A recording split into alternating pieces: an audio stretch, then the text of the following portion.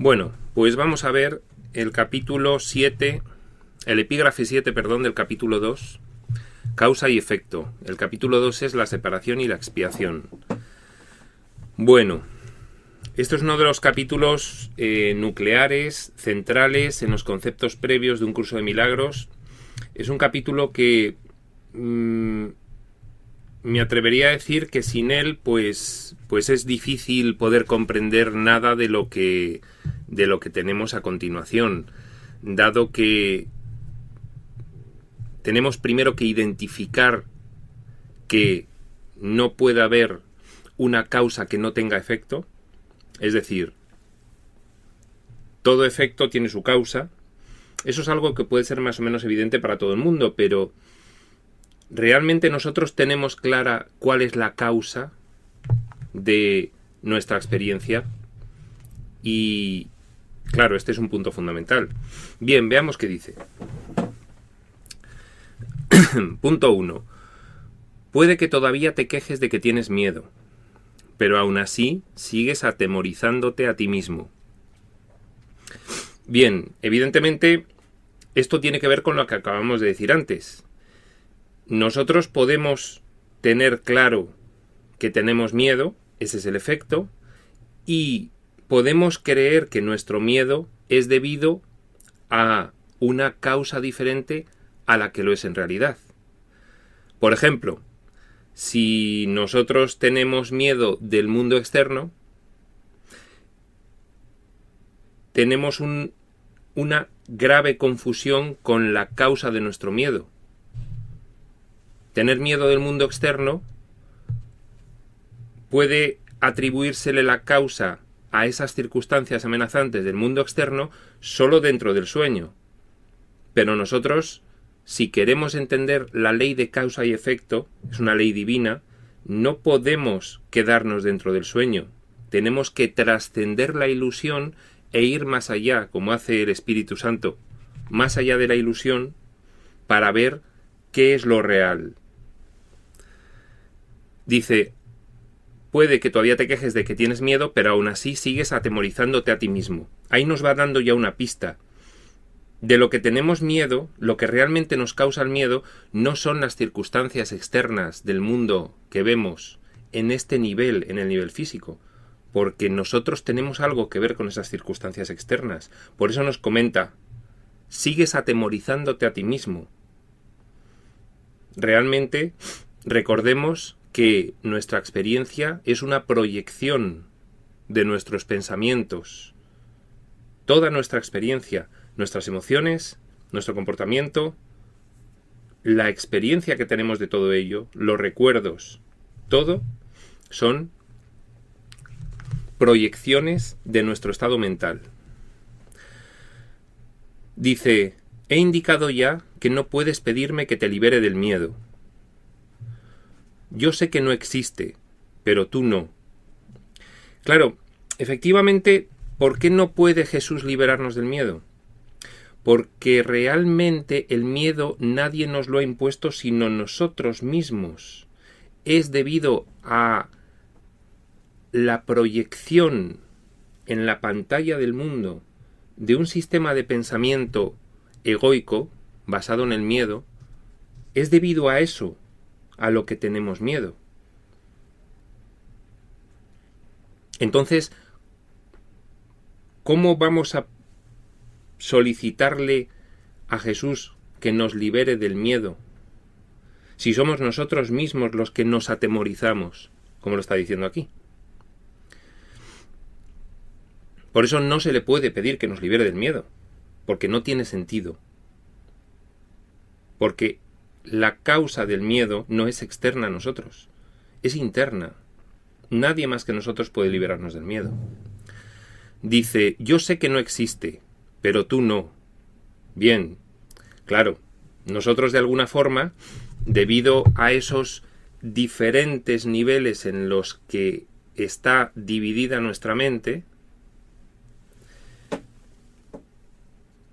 a ver que se ha ido la luminosidad de repente de ahí. Debido a esos diferentes niveles en que está dividida nuestra mente, en el nivel actual de experiencia, que es la del cuerpo físico, en el nivel en el cual nosotros estamos operando en este cuerpo, no reconocemos cuál es la causa real de nuestro temor. La causa real es la proyección de un sistema de pensamiento que tiene origen en otro nivel de la mente,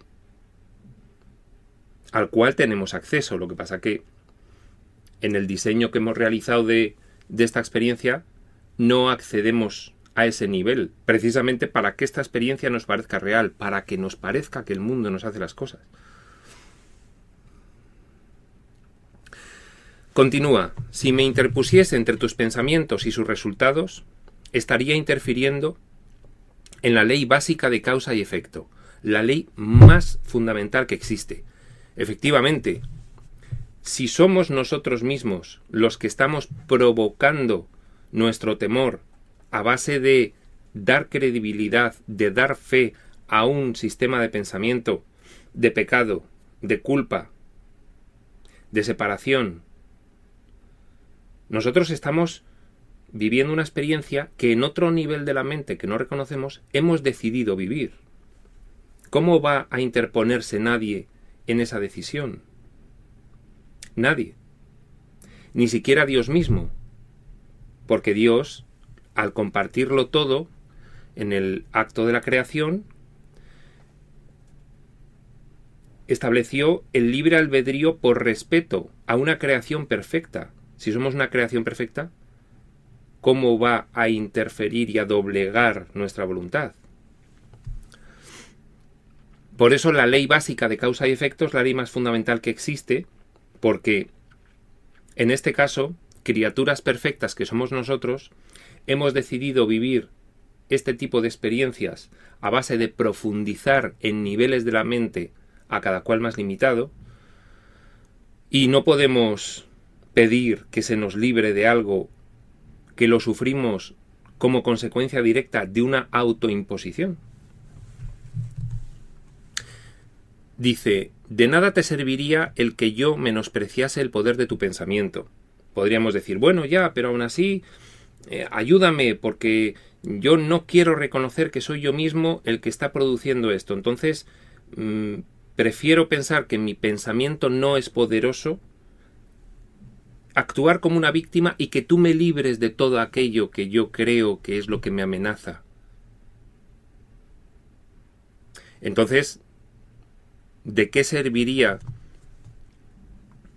el menospreciar el pensamiento? Sería un ataque que se produciría contra nosotros. Nuestra naturaleza implica que nuestra mente es todopoderosa. Es una mente divina, participa de la mente divina. En la misma calidad.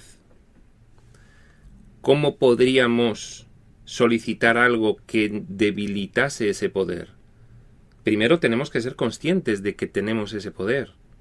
Y segundo, asumir la responsabilidad del uso que realizamos de él. Sí, bien, nuestra mente es tan poderosa que incluso puede olvidar que ha decidido eso, puede ocultárselo en un nivel bajo, el nivel mental asociado al cuerpo físico, lo que en un nivel dentro del sueño, dentro de la percepción, pero en un nivel más alejado, que es el nivel del ego,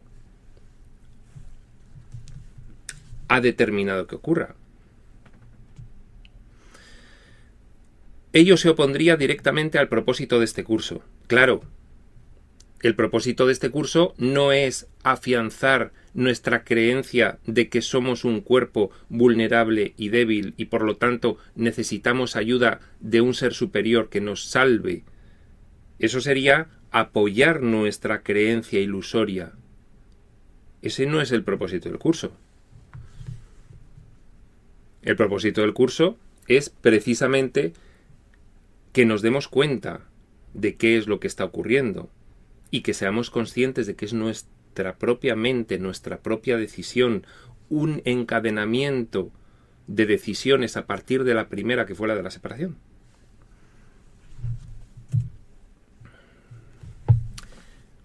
Vaya.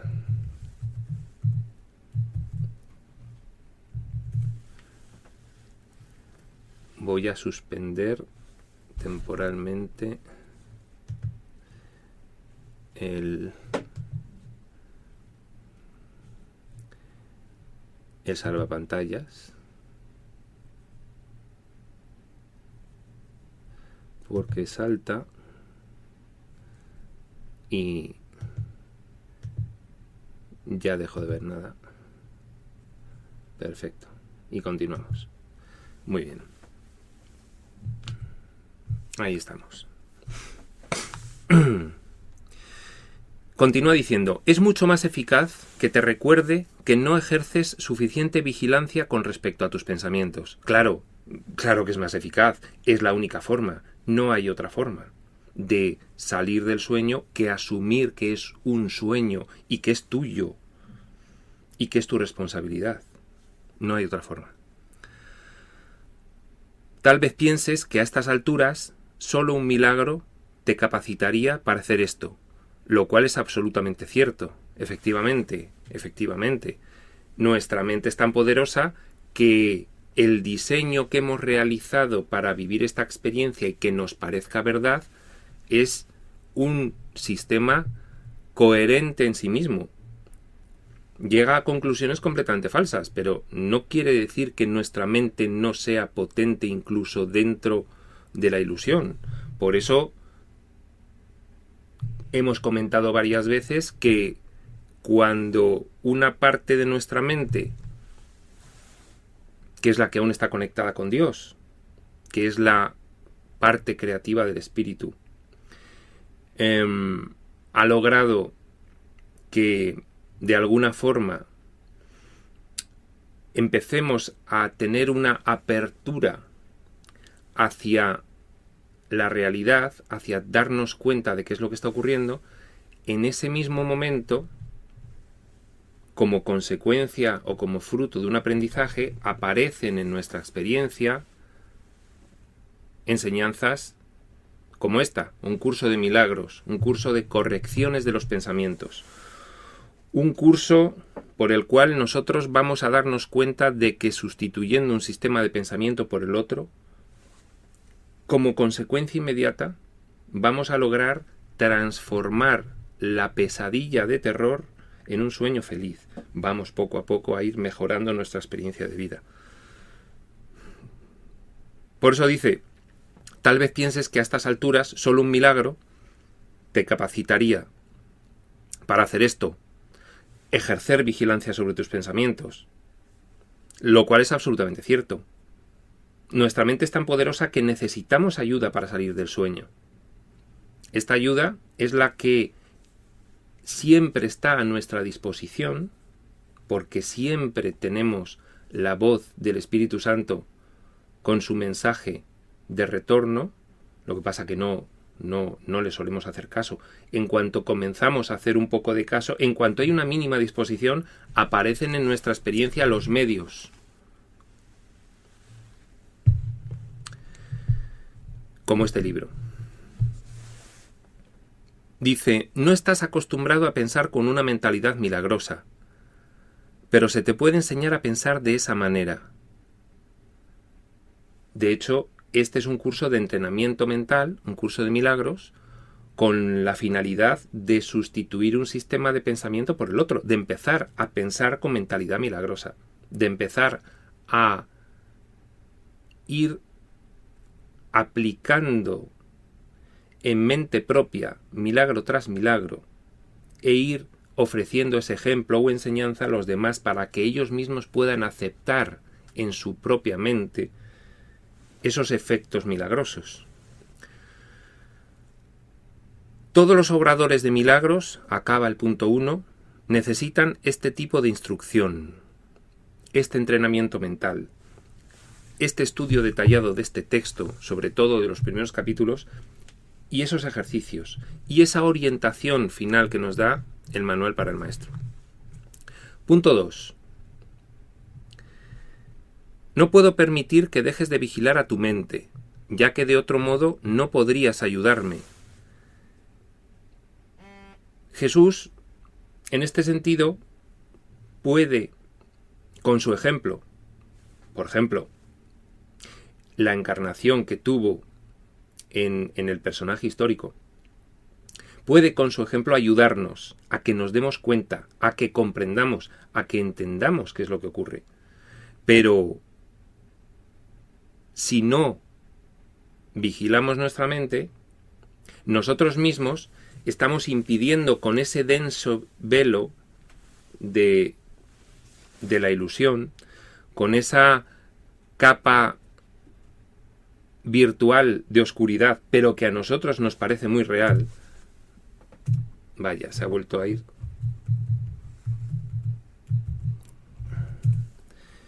Que a nosotros nos parece muy real.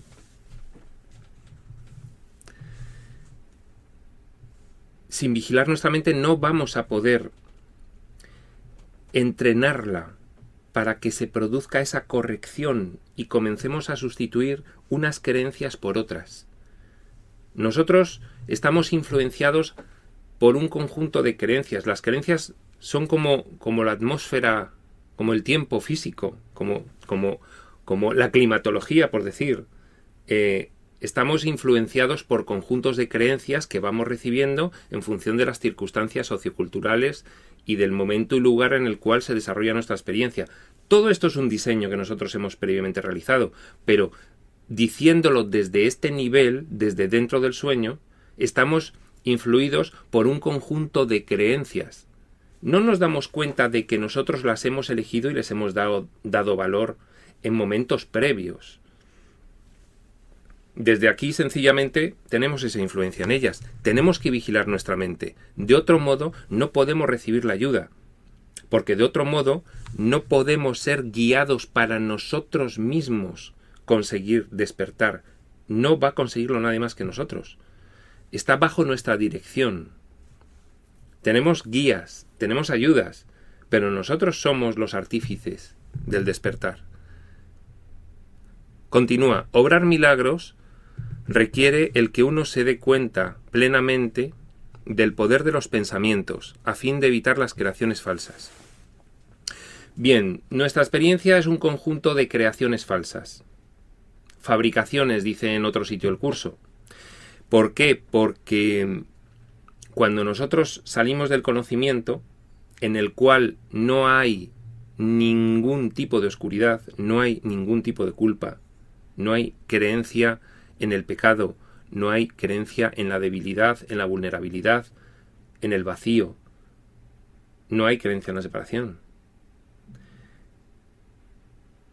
En el momento en el que nosotros comenzamos nuestra creencia en la separación, en ese mismo momento entramos en la percepción.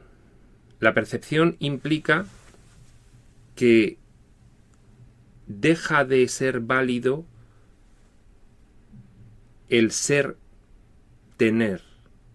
Nosotros, en nuestra naturaleza real, tener y ser es lo mismo, porque no hay más que nosotros. Entonces, tenemos lo que somos. En la percepción nos circunscribimos a algo separado y concreto que es susceptible de pérdida. En nuestro estado original no hay nada que perder. Es un conjunto de ideas que las tenemos todas porque las hemos recibido todas. En la percepción hay un sujeto y un objeto, hay un observador. El objeto puedes tenerlo o no. Nosotros, desde el momento en el que comenzamos a proyectar fuera de nosotros un tipo de experiencia diferente de la que somos, comenzamos a fabricar el mundo de la ilusión. Una mente que en realidad es perfecta, es universal, es ilimitada y está unida, empieza a creer que es un fragmento asociado a un cuerpo separado de todo, susceptible de pérdida, de carencia, y ese mecanismo es el que utilizamos dentro del sueño. La mente no puede dejar de crear, y o lo hace de forma natural o lo hace de forma falsa o artificial. la creación, que es nuestra naturaleza, la creación, co-creación continua con Dios, la extensión del amor, que es lo que nosotros hacemos habitualmente, cuando estamos dentro del sueño lo que hacemos es proyectar. Nuestra mente proyecta una película externa en la cual pensamos que tenemos un papel protagonista.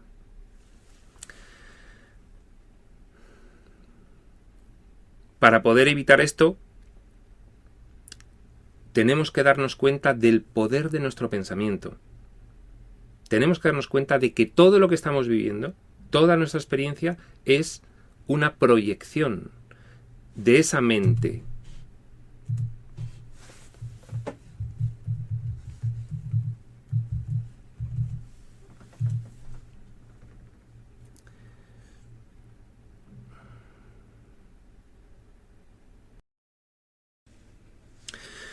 Bueno, pues continúa diciendo, de lo contrario, sería necesario un milagro que rectificase a la mente misma, proceso circular que no propiciaría el colapso del tiempo, que es para lo que el milagro se concibió. Bien, esto es muy sencillo de entender. Nosotros, precisamente con los milagros, es como hacemos correcciones de nuestra mente, pero para poder recibir un milagro, para que se pueda obrar un milagro en nosotros, debemos primero aceptarlo, decidirlo, vigilar nuestra mente, identificar el pensamiento que queremos corregir, darnos cuenta de él. Y a partir de ahí hay un acto de disposición, hay un acto volitivo, hay una voluntad manifestada, hay una decisión, hay una elección que se toma. Queremos hacerlo. Dice, de lo contrario sería necesario un milagro que rectificase a la mente misma. Es decir, si un milagro te hiciese tomar esa decisión, estaríamos en lo que anteriormente nos dice Jesús. De nada te serviría el que yo menospreciase el poder de tu pensamiento. Ello se opondría directamente al propósito de este curso. No se nos habría creado iguales por Dios, porque no seríamos perfectos si tuviese que crearse un milagro para que tomásemos una decisión. Careceríamos del libre albedrío. En ese sentido, ¿cómo vamos a recibir un milagro sobre algo que nosotros mismos no queremos recibirlo? Si hemos decidido vivir en la ilusión y tener un sistema de pensamiento oscuro, ¿cómo vamos a recibir algo contrario de lo que queremos si somos hijos de Dios y perfectos? Somos criaturas divinas. Recordemos, nada le ocurre a un hijo de Dios sin su consentimiento. Y el Padre, el Creador, así nos crea, no para luego manipularnos, sino porque Él sabe que en nuestra perfección no es posible una coerción. ¿Y cómo se nos va a rectificar a nosotros con un milagro? Entonces, si estamos en una situación que es en la que queremos estar. Entonces, por eso insiste Jesús, es muy importante que tú vigiles tus pensamientos, que yo no lo puedo hacer por ti. Tienes que vigilarlos tú. Una vez que tú los vigilas y pones tus pensamientos bajo mi dirección, entonces yo te enseño un nuevo sistema de pensamiento y se produce el milagro. Pero la decisión, la elección es tuya, porque hay un principio que es el principio de responsabilidad. No podemos esquivar el principio de responsabilidad, porque somos criaturas perfectas, omnipotentes. Nada de lo que nos ocurre sin nuestro consentimiento previo, planificación, diseño, a un nivel de la mente que no reconocemos desde aquí. Pero es que si no, no nos parecería real. Y tenemos el poder de conseguir que nos parezca real. ¿Vale? Bien.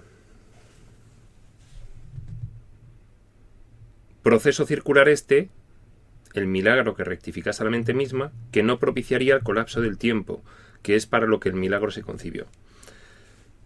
El obrador de milagros debe poseer un genuino respeto por la verdadera ley de causa y efecto como condición previa para que se produzca el milagro. Esto es fundamental, que lo tengamos claro, porque si no tenemos clara la ley de causa y efecto, podemos actuar erróneamente pensando que los conflictos y los problemas se pueden resolver al nivel de los efectos. Por ejemplo, al nivel del comportamiento. Y entonces estaríamos poniendo un parche, no dando una solución al problema.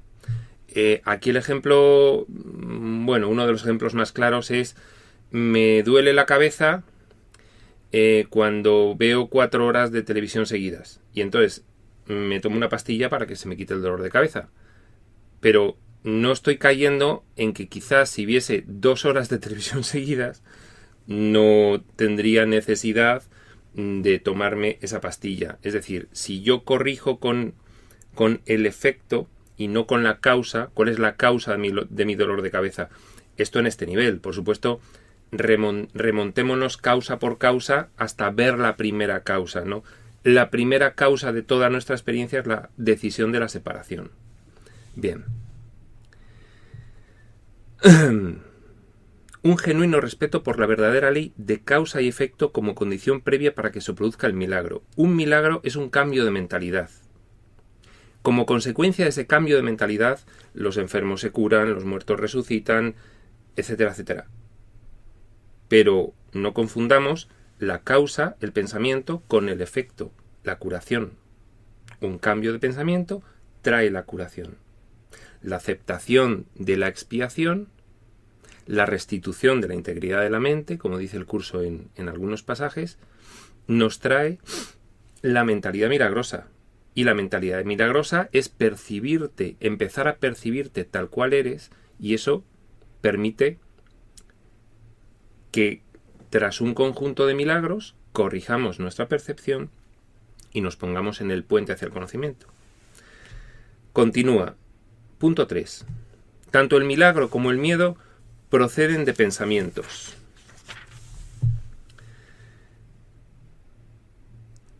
Efectivamente, el milagro es un pensamiento que corrige a otro. El miedo procede de ese otro pensamiento que es corregido. Ambos son pensamientos. El miedo procede del sistema de pensamiento del ego. El milagro procede del sistema de pensamiento del espíritu. Tiene origen en Dios, recordemos, en el amor. Ambos proceden de pensamientos. La causa. Si no eres libre de elegir una de las dos causas, en este nivel lo de elegir solo es en este nivel. Pero en este nivel tenemos que elegir, dado que nos hemos colocado en una situación en la que creemos que hay opuestos. Si no eres libre de elegir el pensamiento que origina el miedo o el pensamiento corrector que cambia ese miedo, si no eres libre de elegir tampoco serás libre de elegir el otro. Al elegir el milagro, continúa diciendo, rechazas el miedo, aunque solo sea temporalmente. Te has sentido temeroso de todo el mundo y de todas las cosas. Tienes miedo de Dios, de mí y de ti mismo. Nos has percibido erróneamente o creado falsamente y crees en lo que has fabricado.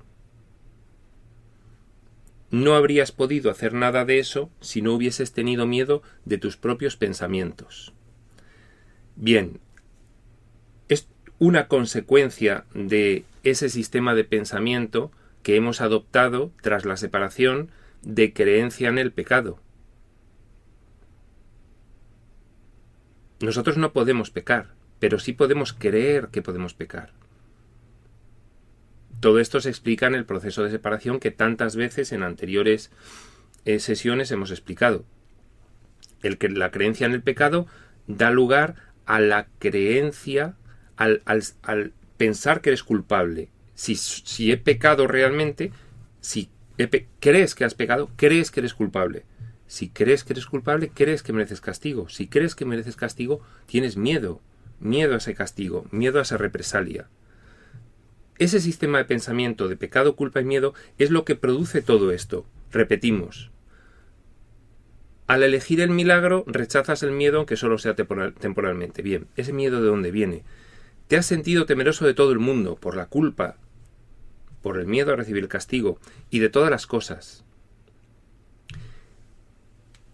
el mecanismo de la proyección es lo que mantiene vigente el sistema de pensamiento del ego, porque al sentirte culpable y proyectar esa culpa al exterior, dejas de verla en ti. No dejas de sentirte culpable, pero dejas de verla en ti. Pero al ver culpable lo externo, crees que el castigo que mereces va a proceder de lo externo. Eso es lo que hace la proyección. Tienes miedo de Dios, de mí, de ti mismo. Nos has percibido erróneamente o creado falsamente y crees en lo que has fabricado. Todo viene de la culpabilidad. No habrías podido hacer nada de eso si no hubieses tenido miedo de tus propios pensamientos. Tus propios pensamientos que como consecuencia de no poder soportarlos, los proyectas. Realmente no hay nada que veas en el mundo que no esté previamente en ti. Yo una misma escena puedo contemplarla con amor o con miedo. Si yo estoy agarrado al sistema de pensamiento del ego, voy a ver que esa escena es amenazadora para mí. Otra persona no lo vería como una amenaza. Hemos puesto bastantes veces el ejemplo de esa persona que va andando por la calle y ve a un mendigo, a un borracho que está por la calle y se viene hacia él y empieza a increparle y a insultarle. Una persona con el sistema de pensamiento del espíritu pasaría del algo con una sonrisa. Una persona con el sistema de pensamiento del ego tendría miedo, luego ira, esa mezcla, vergüenza por no responder ante esas amenazas. Dos situaciones que son la misma, percibidas de forma diametralmente opuesta. No habrías podido hacer nada de eso si no hubieses tenido miedo de tus propios pensamientos. Tu propio pensamiento de pérdida de identificación con un cuerpo vulnerable y débil. Pensamiento en el castigo que mereces por el sentimiento de culpa que tienes. Todo eso hace que percibas el mundo como amenazador, ya que mereces un castigo que de seguro te va a llegar y además se va a conseguir porque eres vulnerable y porque eres débil, porque te lo mereces. Esa es la percepción que hace ver el mundo como amenazador. Es miedo de nuestros propios pensamientos. Pienso que soy culpable, lo proyecto fuera. Ahora los culpables son los demás, pero les veo como agresores. Continúa. Los temerosos no pueden sino crear falsamente, puesto que perciben erróneamente la creación. Claro, si yo estoy percibiendo algo como amenazador, entonces tiendo a separarme más de ello. Lo rechazo. Todo lo que no sea amor es una fabricación falsa del ego, producto de la culpa y del miedo. Es ilusorio. Los temerosos no pueden sino crear falsamente. No pueden sino, lo pone en cursiva aquí el curso, porque es una consecuencia directa de la ley de causa y efecto. Con ese pensamiento no puedes sino percibir esa situación de esa manera, ilusoria, una falsa creación. ¿Qué quiere decir? Que no es que no puedas de ninguna manera cambiar eso, puedes cambiarlo, pero atendiendo a la causa, a tu sistema de pensamiento, a la culpa y el miedo, que es lo que te hace proyectarlo y ver la amenaza en el exterior. Continúa. Cuando creas falsamente, no puedes sino sufrir. Claro, porque una persona con esas ilusiones de un mundo amenazador está continuamente atenazado por el miedo, pensando que le va a ocurrir una desgracia, que le va a sobrevenir una enfermedad, que va a tener un accidente, que su hijo, que su padre va a tener un problema, que no va a encontrar trabajo, que no va a tener para comer. No puedes sino sufrir cuando creas falsamente. Todo esto de aquí es una ilusión. Si te lo crees, no puedes sino sufrir. El principio de causa y efecto se convierte ahora, continúa diciendo, en un verdadero catalizador, aunque solo sea temporalmente. Claro que es un verdadero catalizador, porque te empiezas a dar cuenta, en cuanto empiezas a poner en práctica el cambio de mentalidad, en cuanto empiezas a tener disposición de aplicar el milagro en ti, te empiezas a dar cuenta de las consecuencias, te empiezas a sentir mejor, empiezas a estar menos preocupado, empiezas a tener menos miedo. El principio de causa y efecto, tenerlo claro, se convierte en un catalizador, aunque solo sea temporalmente. En realidad, esto es una frase muy importante del curso, metafísica. En realidad, causa es un término que le corresponde propiamente a Dios y su efecto es su Hijo. Aquí empezamos a ver nuestro problema, el engaño del ego que nos hace percibir falsamente causa y efecto. Recordemos, Dios es espíritu puro.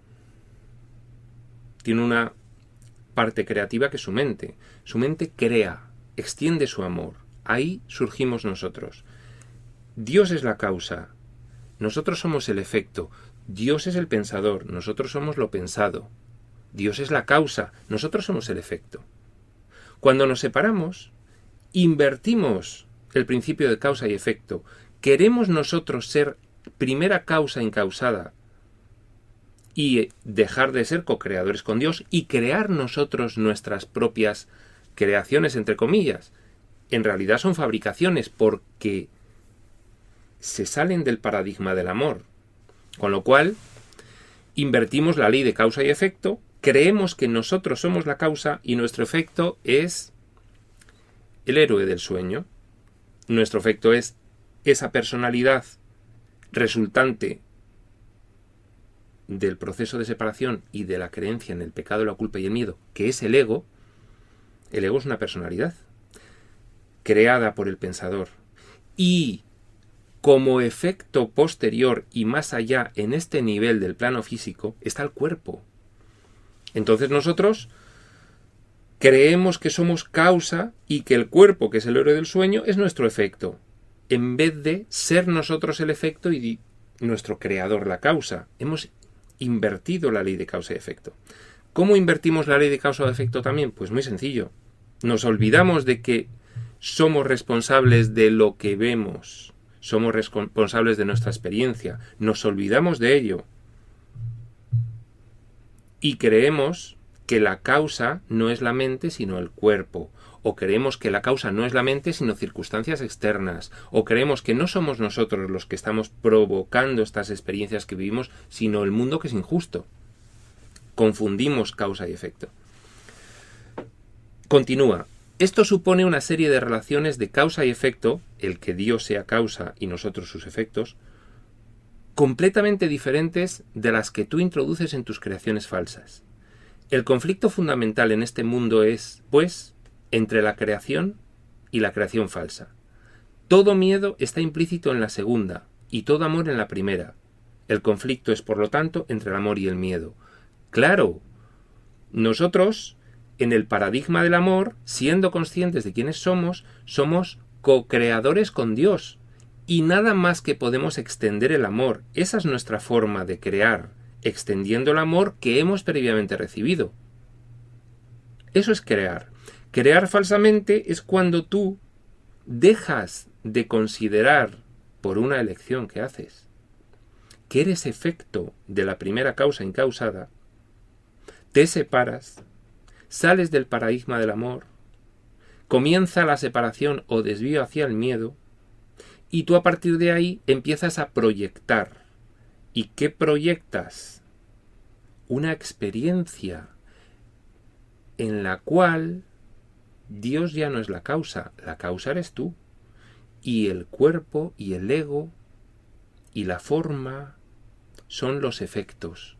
Y tú te puedes sentir único creador, que es al final lo que el ego pretendía, sentirse único creador.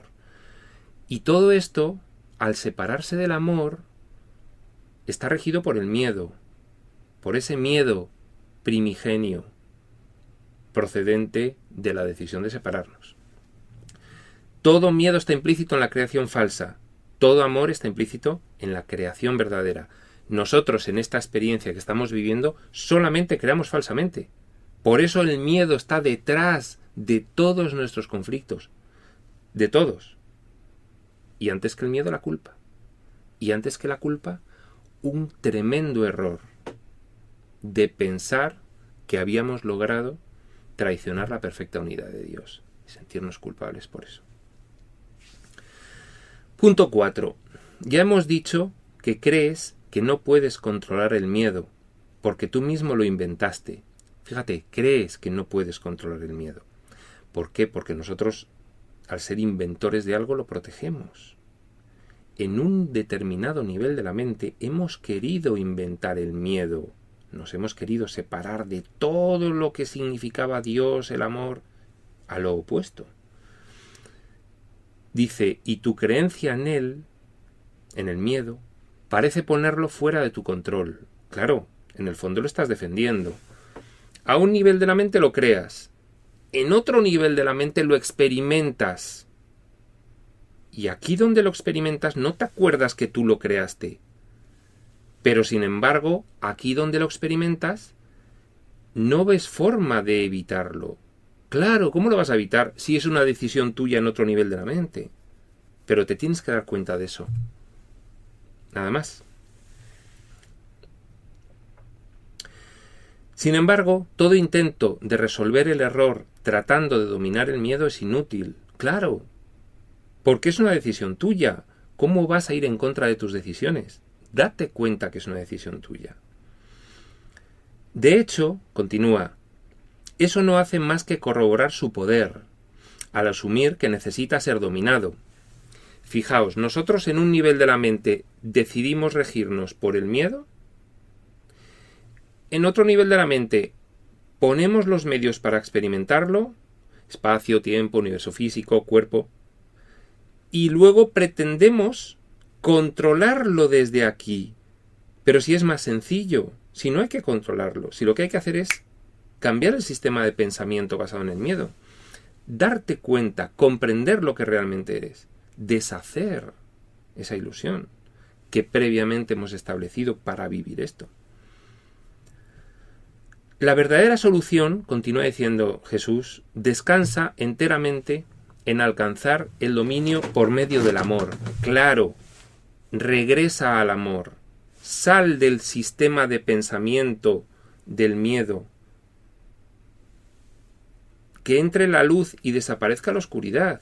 Cuando entre la luz y desaparezca la oscuridad, ya no hay que controlar nada, ya no hay que dominar nada. El miedo desaparece porque deja de tener sentido. Hay que cambiar el sistema de pensamiento actual para poder evitar el miedo. Nos parece muy radical percibir correctamente lo que ocurre, porque implica que nada de esto existe. Sí, pero es la única forma de regresar al amor. ¿Quién soy? ¿Cómo soy? De forma original, natural, ¿de dónde vengo? ¿Cómo fui creado? ¿Cómo es mi naturaleza? ¿Qué es esto? ¿Cómo he llegado hasta aquí? Se acabó el miedo en cuanto comprendas todas estas cuestiones. En el ínterin, no obstante, la sensación de conflicto es inevitable, ya que te has colocado a ti mismo en una posición en la que crees en el poder de algo que no existe. Claro, fijaos qué tremendo conflicto.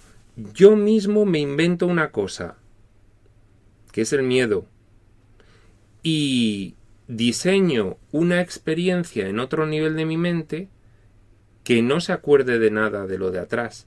Y en esta experiencia vivo el miedo. Aquí me creo que puedo controlarlo, porque me olvido de que lo he decidido yo mismo. Y claro, ¿cómo voy a intentar controlar algo que yo he decidido en otro nivel de mi mente tener? Un conflicto enorme, no puedo. Tengo que ir a la causa y modificar en la causa. En este nivel mental se produce la causa de lo que experimentamos en este otro nivel mental más profundo, que es nuestra pequeña conciencia de vigilia. Aquí estamos. Aquí no puedes derogar lo que tú mismo has establecido aquí. Tienes que venirte aquí a comprender y a recordar que tú mismo has decidido todo eso. Punto 5. La nada y el todo no pueden coexistir. Creer en uno es negar el otro. El miedo no es nada realmente y el amor lo es todo.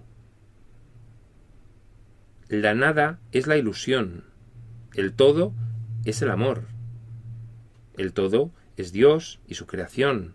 El todo es nuestra naturaleza. La nada es lo que hemos inventado. No pueden coexistir. Pero si creemos que sí, estamos haciéndolo real en este nivel de la experiencia. Creer en uno es negar el otro. Yo creo en la ilusión. Estoy ocultándome y negando todo lo demás. El miedo no es nada realmente, y el amor lo es todo. Siempre que la luz irrumpe en la oscuridad desaparece.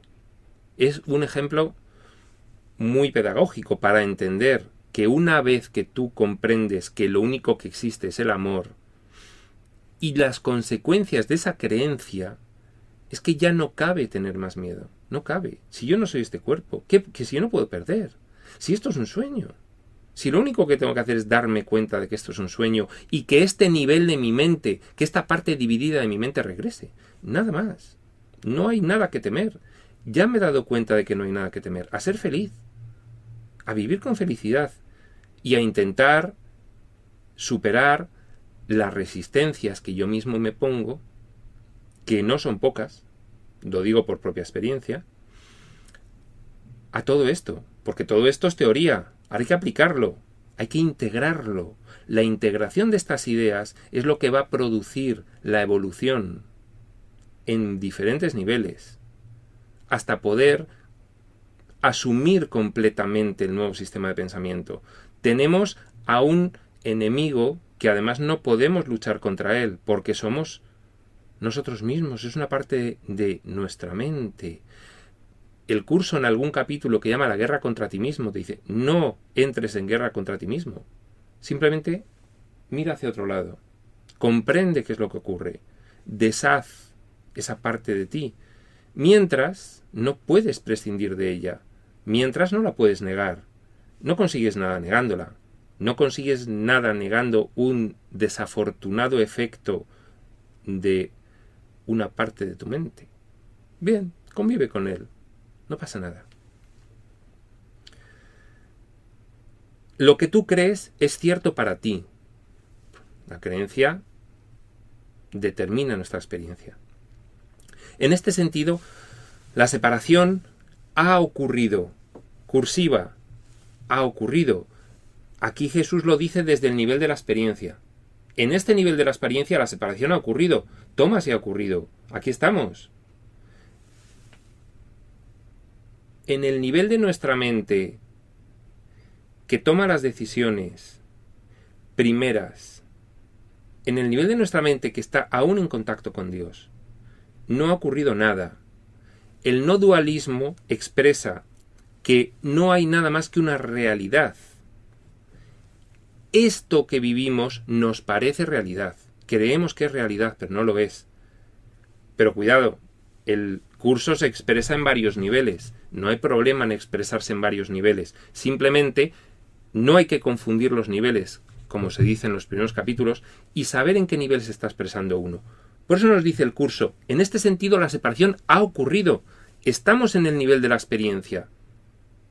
No podemos negar que estamos viviendo esta ilusión.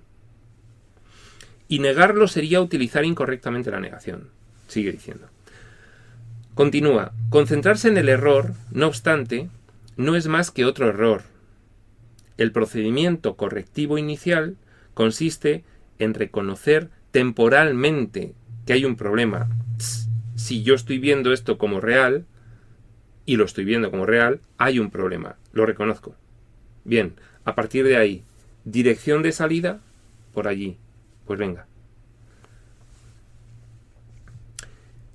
El procedimiento correctivo inicial consiste en reconocer temporalmente que hay un problema, mas solo como señal de que tiene que ser corregido de inmediato. Camino de salida. Solo como señal de que tiene que ser corregido de inmediato. Ya está. Oye, sí, bien, ahora mismo todo esto nos parece real, pero como no lo es, vamos a corregirlo. No nos vamos a recrear. En este sentido, cualquiera de las preocupaciones que tengamos en esta experiencia, que no sean ser feliz, amar a los demás, darnos cuenta de el propósito del espíritu salir de aquí. Todo lo que no sea eso es recrearse en la ilusión. Todas nuestras preocupaciones mundianas son recrearse en la ilusión. Bien, tengo que comer, bien, tengo que cuidarme, bien, vale, pero que no se convierta en la finalidad. La finalidad es darse cuenta y salir de aquí. Ahora lo sabemos. Ahora. Bien, no perdamos el norte. Porque el problema tiene que ser corregido de inmediato.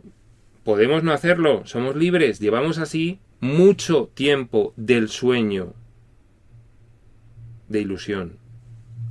Pero, ¿para qué vamos a seguir?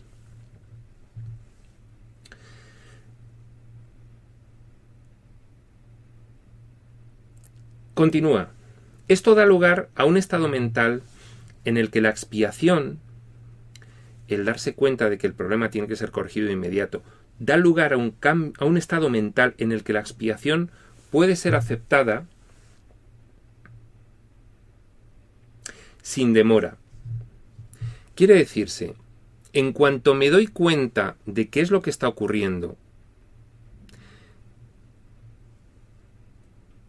y determino con firmeza mi disposición a solucionar inmediatamente el problema de dar carta de realidad al sueño,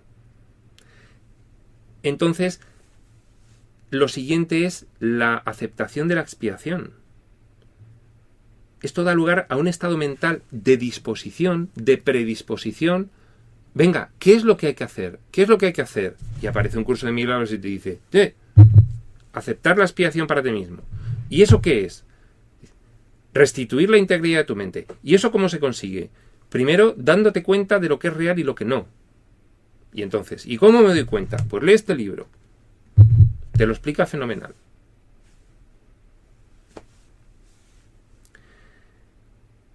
Debe señalarse, continúa, no obstante, que en última instancia no puede haber transigencia alguna entre lo que lo es todo y lo que no es nada. ¡Ay! Cuántas veces el curso a lo largo de su texto nos habla de que la inocencia, si no es total, no lo es. Quiere decirse que nosotros no podemos conformarnos con aplicar estos nuevos conceptos en determinadas situaciones, pero no en todas. Porque mientras conservemos unas pocas ilusiones, mientras pretendamos conservar algo de lo que en esta experiencia nos llama la atención, mientras no generalicemos estos conceptos, estaremos dejando una puerta abierta a la involución del sueño. Realmente, cuando nosotros tomamos la decisión de salir, esa decisión tiene que ser general. No puede haber transigencias con pequeñas ilusiones que aún nos atraen. Mentalmente, no debemos comenzar cambiando nuestro comportamiento, porque eso es el efecto. Puede ser que decidamos cambiar el comportamiento con la idea de que eso nos dé una nueva perspectiva mental y pueda operar más fácilmente el milagro. Por ejemplo, hay todo un conjunto de terapias complementarias a la terapia única que es la terapia mental. Hay todo un conjunto de terapias que son preparatorias de esa terapia mental. No son malas de por sí. De hecho, hay gente que lo utiliza como un puente, como un atajo, como un camino para poder situarse en la terapia mental, que es lo que va a corregir tu mentalidad. No puede haber transigencia alguna entre lo que lo es todo y lo que no es nada. Todo es el amor, todo es la filiación, todo es nuestra naturaleza real, nada es la ilusión. En este nivel de nuestra experiencia física, lo único que es real son los reflejos del amor dentro del sueño. Los reflejos de las leyes divinas dentro del sueño. Es lo único que es real. Debemos distinguirlo. Porque si nos aferramos a unas pequeñas ilusiones pretendiendo mantenerlas, ya nos avisa. No puede haber transigencia alguna entre lo que lo es todo y lo que no es nada. No podemos tener una inocencia parcial. No puedes amar a todos menos a algunos a los que los atacas. Porque entonces no hay una integración de la idea. ¿Por qué? Lo dice aquí muy claro. Porque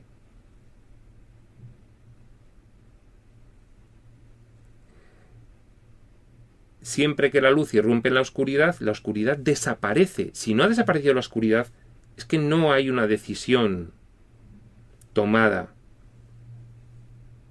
Estás atascado en un determinado nivel.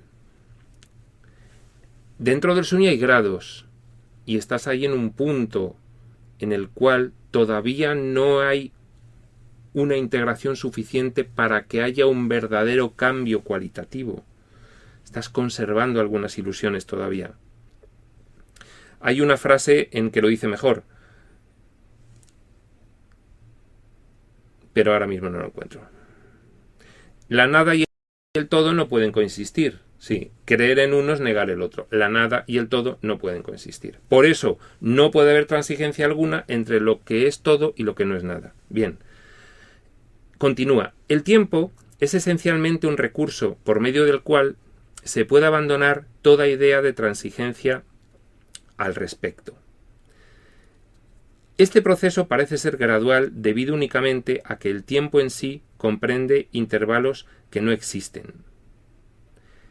Bien, ¿por qué el tiempo es un recurso para abandonar toda idea de transigencia al respecto? Nosotros mientras vivimos en el tiempo, estamos viviendo dentro del sueño, de una u otra forma.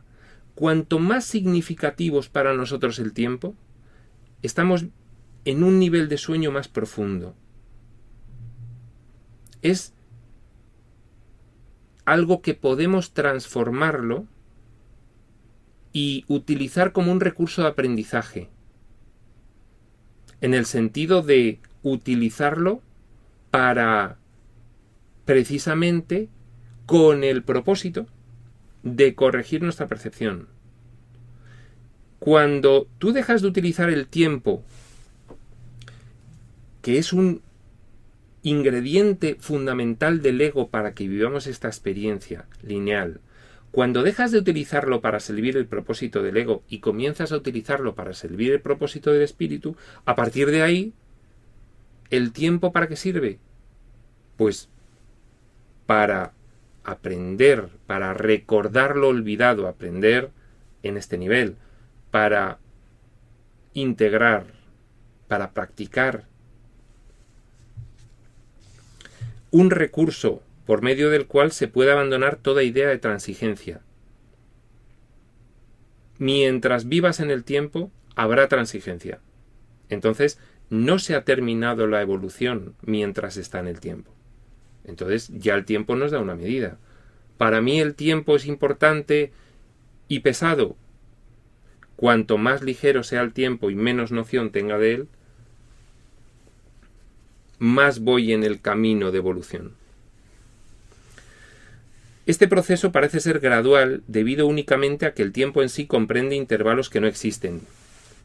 Efectivamente, el tiempo es un invento, es un diseño que hemos establecido para poder vivir la experiencia del mundo físico, en el cual el tiempo y el espacio son fundamentales. Pero realmente el tiempo tiene en sí intervalos que no existen. ¿Por qué? Porque la ilusión no existe.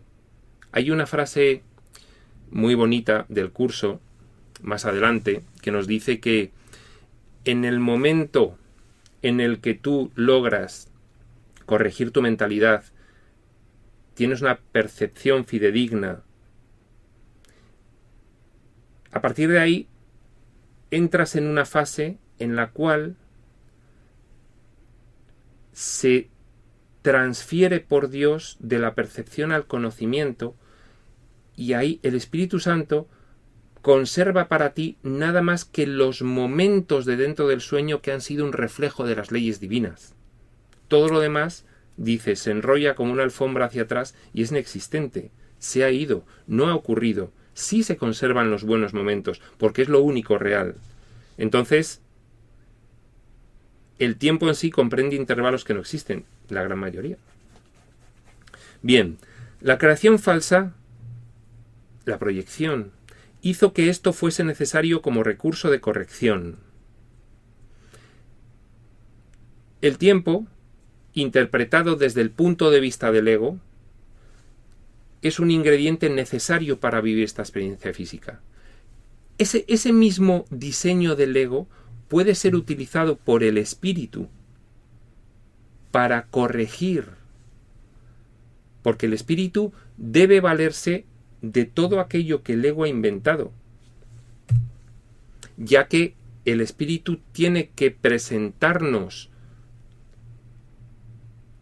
lo que debemos comprender en este nivel, en este mismo nivel. Entonces tiene que valerse de aquello que hemos creado. Entonces el tiempo, que es un recurso a favor del ego, el espíritu lo transforma en un recurso de aprendizaje para salir.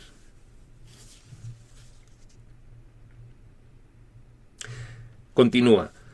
La aseveración, porque tanto amó Dios al mundo que le dio su unigénito Hijo, para que todo el que crea en él no perezca, mas tenga vida eterna, necesita solamente una leve corrección para que tenga sentido en este contexto. Se lo dio a su unigénito Hijo. Aquí marca la A concursiva. No le dio Dios al mundo su unigénito Hijo, sino que se lo dio el mundo a su unigénito Hijo. Es decir, Dios al crear, lo crea todo en función de su Hijo. Él lo que crea es su Hijo. No hay más, no hay otra cosa, no hay un mundo creado, no hay un universo y su Hijo. Su Hijo es el universo. Por eso la frase bíblica en la cual hay un sujeto que es el Hijo y un objeto que es el mundo, hay que reinterpretarla. Solo hay un sujeto, no hay objeto. Ese sujeto que es el Hijo es sujeto y objeto. No hay dos cosas diferentes. Eso sería dentro del sueño. El mundo y el Hijo. Eso sería el dualismo. No hay dualismo. Esa es la corrección que plantea.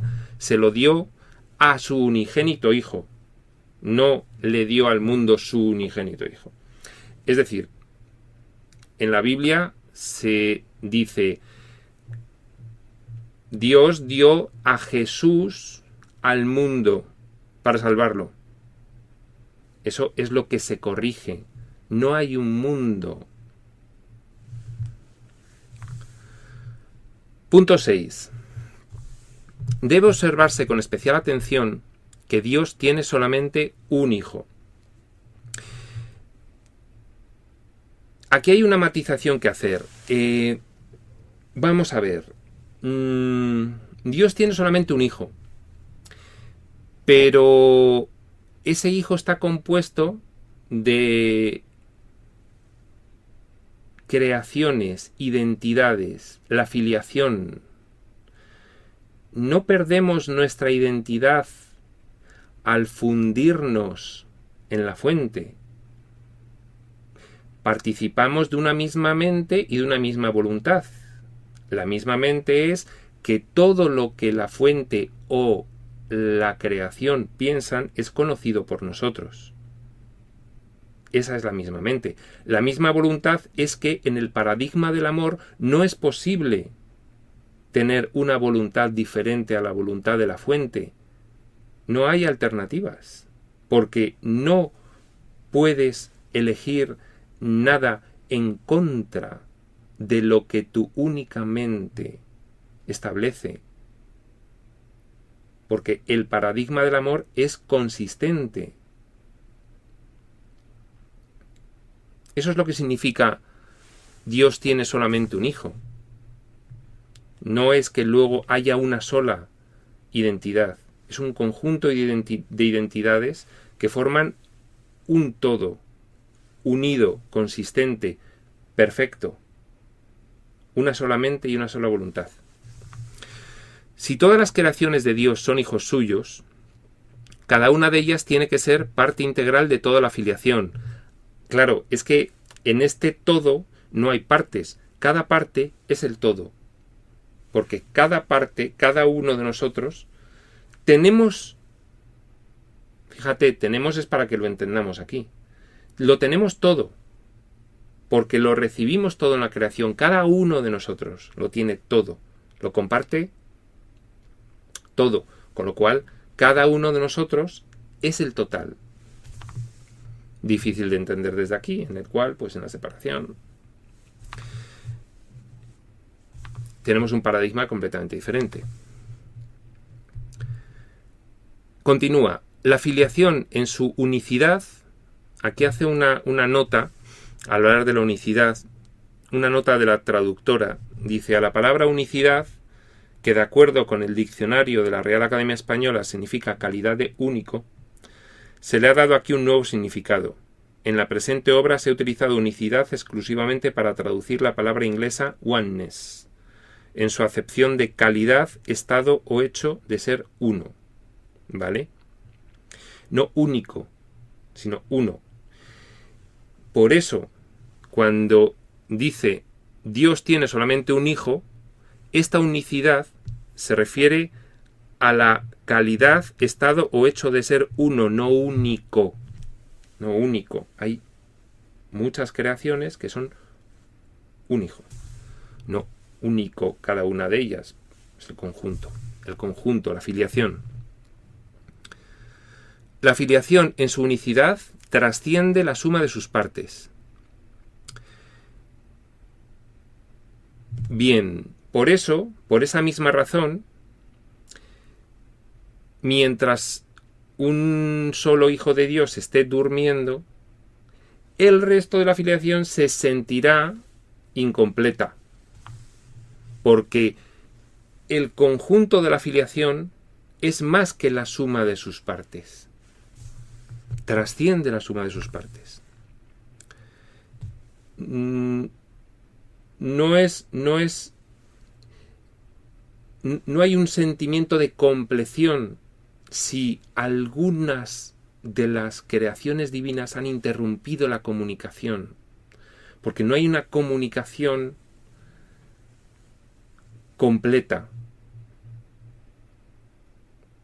Al creer que están viviendo la ilusión, interrumpen la comunicación. Es lo que nos ocurre ahora mismo, es el sueño.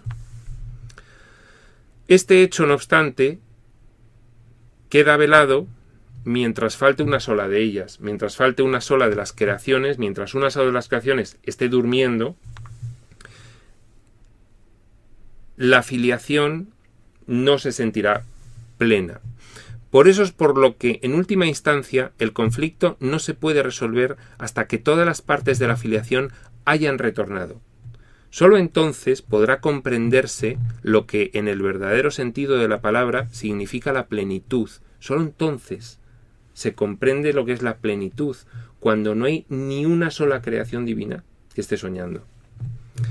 Cualquier parte de la filiación puede creer en el error o en la incompleción si así lo elige.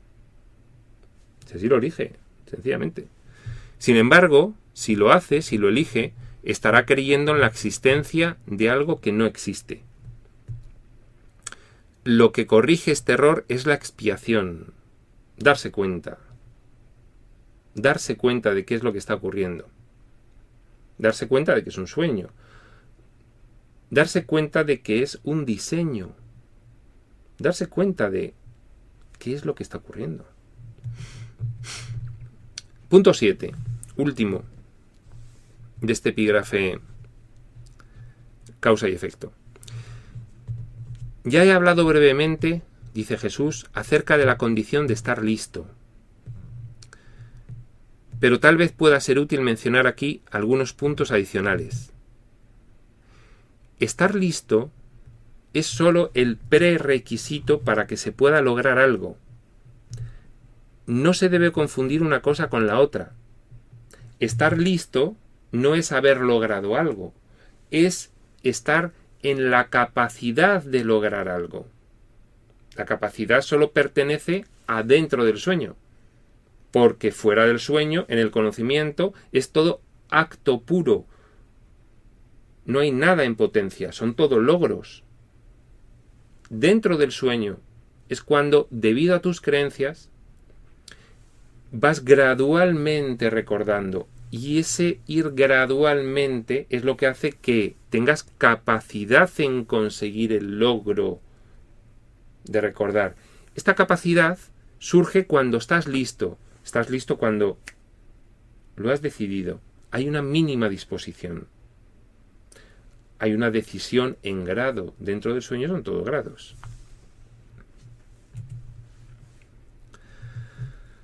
Estar listo es solo el prerequisito para que se pueda lograr algo. No se debe confundir una cosa con la otra. Tan pronto como se da la condición de estar listo, también se da, en cierta medida, el deseo de querer lograr algo. Claro, es que estar listo viene porque has elegido, y si lo has elegido es porque lo deseas. Si bien este no es necesariamente un deseo indiviso, claro, hay grados. No lo has decidido del todo, estás empezando a ver, uy, qué infeliz soy, aquí tiene que haber algo más, estoy harto de llegar a callejones sin salida en la vida y en otras vidas, aunque no me acuerde, pero lo presento, y empiezo a decidir.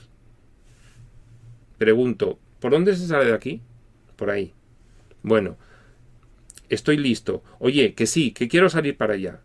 Estoy listo. Eso no quiere decir que lo haya conseguido. Eso no quiere decir que sea un deseo único.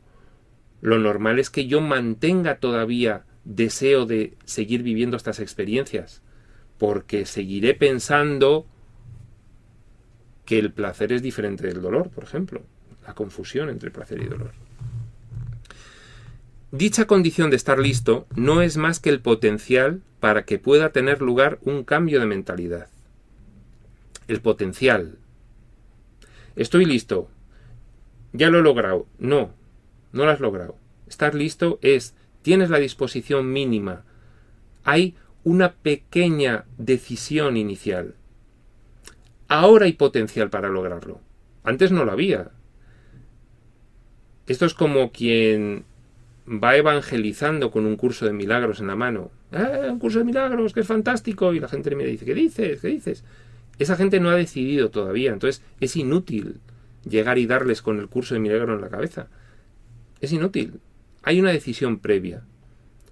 El ejemplo que un maestro de Dios puede dar a los demás es lo que puede despertar ese deseo primero, esa disposición, es acercar una llama a otra.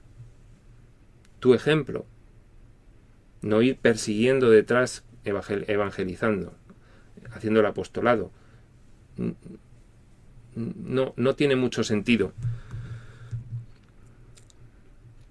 La confianza no puede desarrollarse plenamente hasta que no se haya alcanzado un dominio total.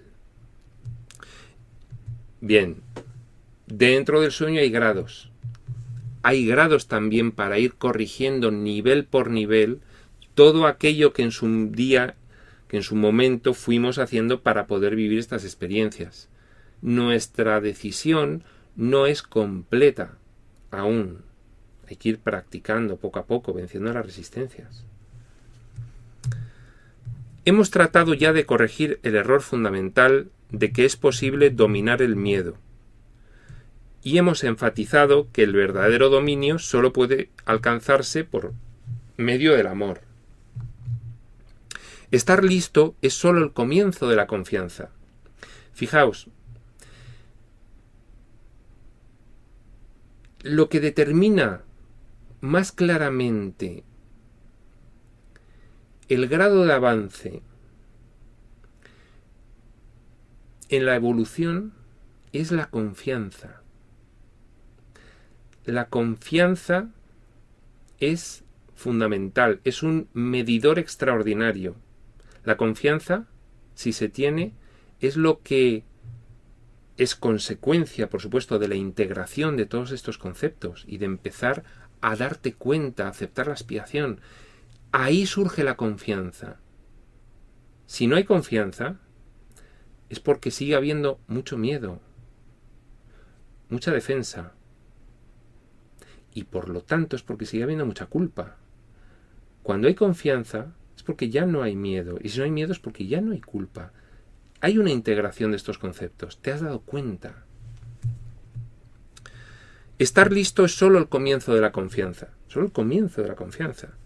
Tal vez pienses que esto implica que tiene que transcurrir mucho tiempo entre el momento en que estás listo y aquel en que alcanzas el dominio. Pero permíteme recordarte que el tiempo y el espacio están bajo mi control. Claro, los milagros acortan el tiempo. Los milagros colapsan el tiempo que hubieses necesitado para evolucionar en ausencia del milagro. Con el milagro, esas 2 o 3 vidas que hubieses necesitado para darte cuenta, se acortan, ya no las necesitas. El tiempo y el espacio están bajo mi control, claro. Aquí habla Jesús en representación de esa parte de nuestra mente que está fuera del sueño. Ahí no hay tiempo. Y esta entidad que es Jesús como director del plan de Dios para la salvación, canaliza los milagros. Está bajo su control. Bueno, hemos terminado el epígrafe 7, causa y efecto del capítulo 2. Ya seguiremos con el siguiente, número 8, el significado del juicio final, más adelante. Muchas gracias y cualquiera de las dudas que podáis tener me lo podéis plantear en el correo personal ivan@espaciosutil.org y os lo contestaré lo antes que pueda. Cualquier otra información que queráis ver, pues en la web espaciosutil.org o en mi página de Facebook Prospector UCDM o en Google Plus, Espacio Sutil, el canal de YouTube y el canal de iVoox. Muchas gracias y hasta luego.